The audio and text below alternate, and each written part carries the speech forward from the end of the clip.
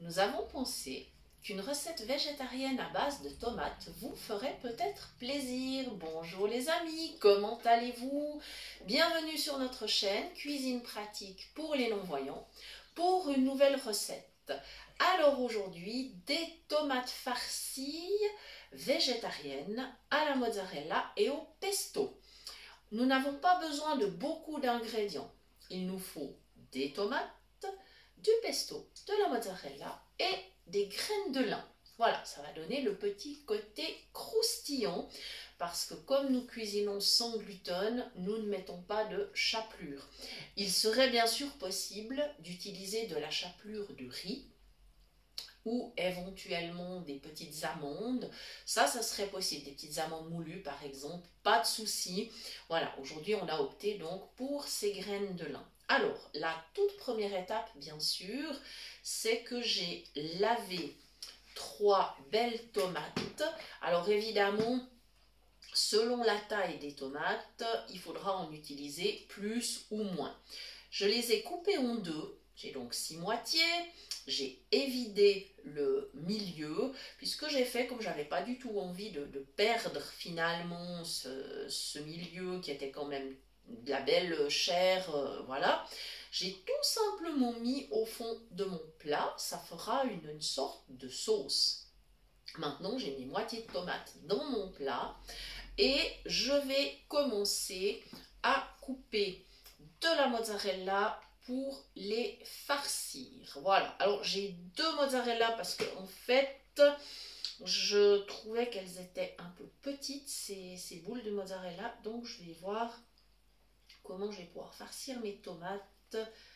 Voilà, de toute façon, étant donné que c'est un plat végétarien qui doit être assez complet, il vaut mieux mettre quand même suffisamment de mozzarella, sinon c'est dommage. Donc je vais simplement, voilà, je partage la première boule en 3 et ça va parfaitement bien. Mais mes tomates, elles sont tellement grandes, voilà, que ça va super bien. Je vais vraiment pas avoir de soucis à farcir mes tomates. Voilà, c'est ultra simple. Et je vais faire exactement la même chose avec la seconde boule. Voilà, donc la seconde elle est là. Je répète exactement la même opération et je farcis la prochaine tomate. Devant. Ouais, ah, il faut juste que je fasse comme ça. Voilà, merci. Je n'avais pas mis la mozzarella à la bonne place. Heureusement que mon mari est là. Lui, il a des bons yeux, donc super. Et je continue avec... La même chose. Oui. Parfait. Et je mets là. Derrière. Oui, voilà. Ça y est. On y est. Mais si moitié... Ah, il faut juste que je remette la mozza à la bonne place. Voilà. Mes 6 moitiés de tomates sont farcies avec la mozzarella. Voilà, c'est impeccable. Maintenant, j'emmène tout ceci à la vaisselle. Je vais en profiter pour me laver les mains. C'est indispensable parce qu'évidemment, mes mains sont pleines de fromage. Pas grave. C'est pas grave. Et voilà. C'est tout à fait vite fait de les laver. Voilà. Retour à la table. L'étape suivante, c'est le pesto. Voilà mon petit bocal. Je n'ai plus de pesto maison, malheureusement. Mais nous avons bien vérifié que celui-ci ne contient pas de gluten. Normalement, le pesto n'en contient pas. Mais les industriels sont toujours capables de nous en mettre un peu partout. Alors, je suis méfiante. Voilà. Et maintenant, avec ma petite cuillère à café, je prélève du pesto. Et je vais garnir le dessus de mes tomates. Voilà, j'espère que j'en mets correctement. Mais mon mari va tout de suite se manifester si ce n'est pas le cas. Alors, celui du milieu contre moi, il n'y a pas de pesto. J'en mettrai un. Voilà. les choses bien.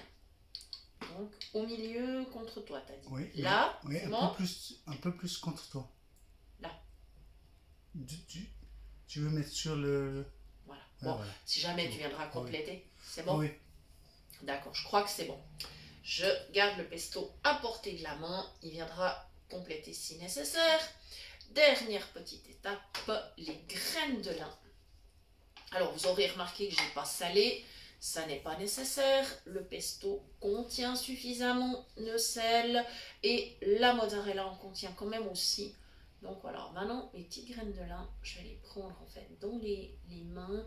Et je vais simplement parsemer, voilà, au-dessus de mes petites tomates. Voilà.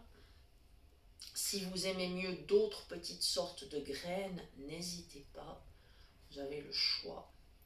Pavot, sésame, tournesol. Voilà, vous avez vraiment le choix. Je ne vais pas exagérer dans les quantités, mais quand même, il faut que ça soit un petit peu croustillant, ça sera beaucoup plus sympa. Alors, avec quoi est-ce que vous pouvez servir ces tomates? Eh bien, très simplement, vous pouvez servir avec du riz, avec des pâtes, et dans ce cas-là, ce que je vous conseillerais, c'est de mettre un petit rappel de pesto, soit dans le riz, soit dans les pâtes. Si vous n'avez pas de problème avec le gluten, vous pouvez faire de l'éblis, par exemple, hein, du blé. Autrement, vous pouvez faire de la polenta. Voilà, donc il y a plein de possibilités. Sinon, alors vous pouvez partir sur d'autres céréales, millet, quinoa. Voilà, vous avez le choix, il y a plein de possibilités. Ou des mélanges de céréales, ça existe. Il y a ce qu'on appelle le risotto de céréales. Il y a plusieurs céréales différentes dedans. Mais attention encore une fois avec le gluten parce que ces mélanges souvent contiennent de l'orge. Donc méfiez-vous quand même. Voilà, donc là on est prêt à partir au four. On va mettre à 200 degrés pendant 25 à 30 minutes. Il faudra que la mozzarella soit bien fondue, que les petites graines de lin soient bien croustillantes. Voilà, donc cette recette est très très très facile. Je vais aller mettre tout ça dans le four. Et tout en vous remerciant de nous avoir suivis, je vous rappelle que vous pouvez toujours nous écrire à l'adresse suivante cuisinepratique@mail.ch pour toute demande de recettes ou si vous souhaitez recevoir les liens des prochaines vidéos.